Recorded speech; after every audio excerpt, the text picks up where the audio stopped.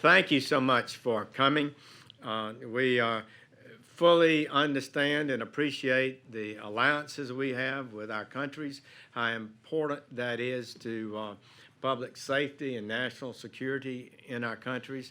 And working together, we can achieve things that otherwise couldn't be achieved. So first of all, on behalf of President Trump and the 115,000 men and women of the Department of Justice, I want to welcome you to the Robert F. Kennedy Main Justice Building.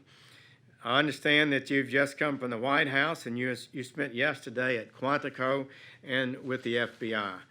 FBI is a critical part of the Department of Justice, and they're our partners and our team members every day. I want to welcome all of you, our partners who are here with the State Department, the FBI, the Coast Guard, the Marines, the Air Force, and of course JIATF leadership, Rear Admiral Keck and Colonel Groves and Unit Chief Chianella. And welcome to our allies from more than a dozen countries in the Western Hemisphere and Europe. This Department of Justice values your partnership in the fight to keep deadly drugs out of our countries, to protect against terrorism and violent crime. Under President Donald Trump, this department has placed a special interest on building law enforcement relationships and partnerships in and around the world. We know all too well that drugs are killing record numbers of Americans and record numbers of people throughout the world. And almost all of those drugs are coming in from outside our country and precursor chemicals from around the world. The day I was sworn in as Attorney General, the President ordered me to focus on dismantling transnational criminal organizations. And every day at the Department of Justice, we've been faithful to that order. Under the President, the Department has achieved historic results in the fight against international drug trafficking. These results benefit not only American people, but your countries too.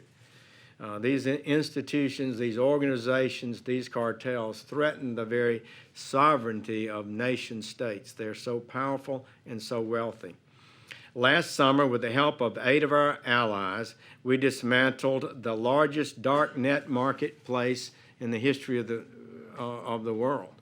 It operated for more than 2 years and was used to sell a host of illicit drugs, other items like guns and other illegal products.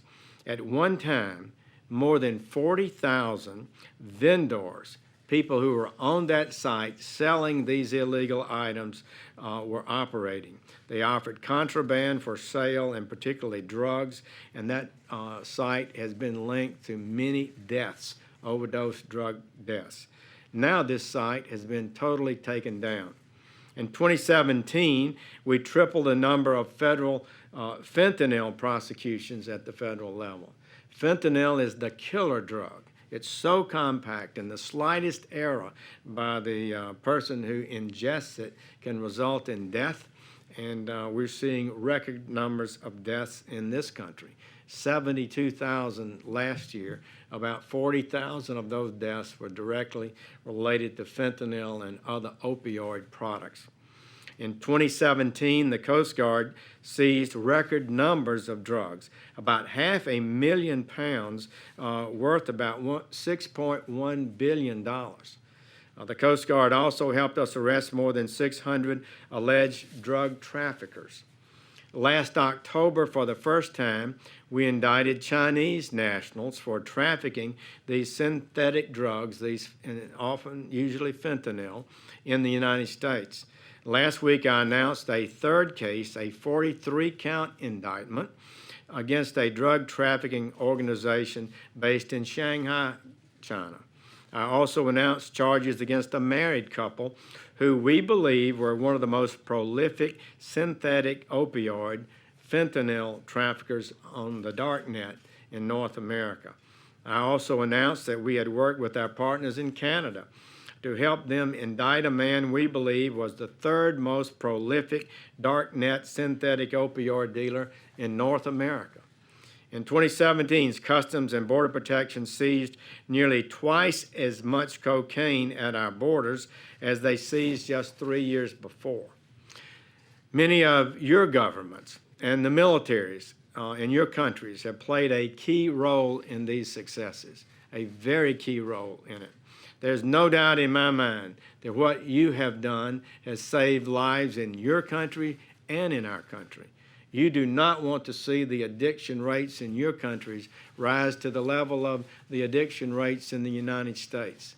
Low prices, more availability, guarantees we'll have more use, more addiction, and more death. Last year, you seized or interdicted a total of 316 metric tons of illegal drugs headed toward the United States, including more than 44,000 in Panama, more than 37,000 pounds in Costa Rica, 31,000 pounds in Guatemala, and more than 23,000 in Mexico. You also reduced the estimated amount of cocaine trafficked successfully south of our border by 357 metric tons. So I want to commend you for these accomplishments. I want to thank you for that partnership. But all of us in this room must recognize there is more work left to do.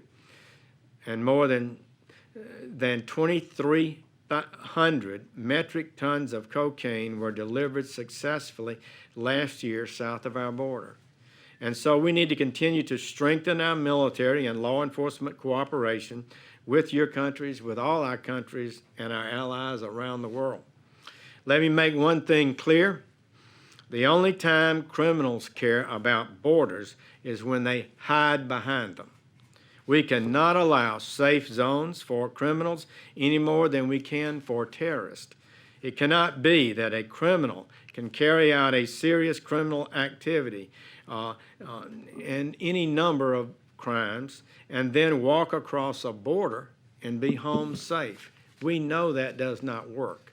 That is why we must do all we can to speed up our mutual legal assistance requests. These are requests from our countries for records in the United States. Our Office of International Assistance has reduced its backlog by thousands. You send us requests for evidence and records, we reply to that.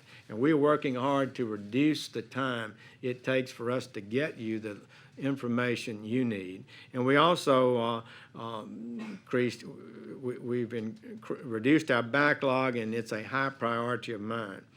In 2017, we provided assistance in about twice as many cases to our foreign allies as we did in 2015.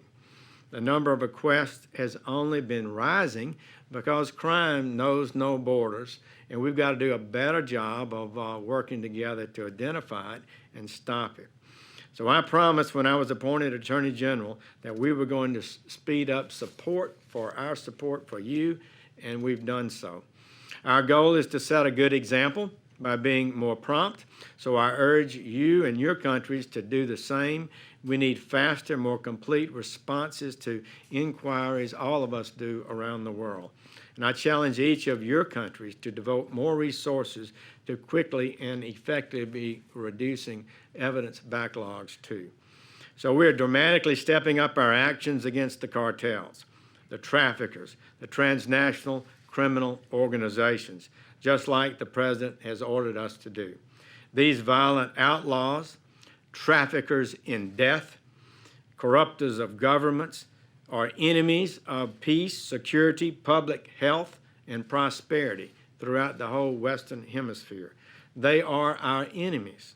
We will fight them with determination, the same determination we apply to terrorists. We will attack, dismantle, and defeat them in every area of their wicked enterprises. While they run loose, the rule of law is diminished, corruption increases, they corruptly influence even governments. They undermine the progress we want for our countries and as you want for your country. As long as they pour out huge volumes of illegal drugs, there will be more addiction and more death. And that is why I hope that our meetings today And your meetings in Washington this week will strengthen our relationship and help us perform at a higher level than we've ever achieved before. It is such a great opportunity for me to be with you. We're glad you can come by the Department of Justice. I hope you would have time to tour more here than maybe we were going to have, because I know you have a tight schedule. But one reason I was a bit late being with you is we just completed a 2-hour briefing on MS-13. They're not even mainly a drug dealing organization. They're a murder organization. They teach their people violence. They teach to extort legitimate businesses. And they've been very difficult for us to challenge, but we are challenging them in a degree that has never been done before. And many countries around, many countries in Northern Triangle particularly, are facing growing threats from them, and together we're going to win that battle too. Thank you all. It's good to be with you.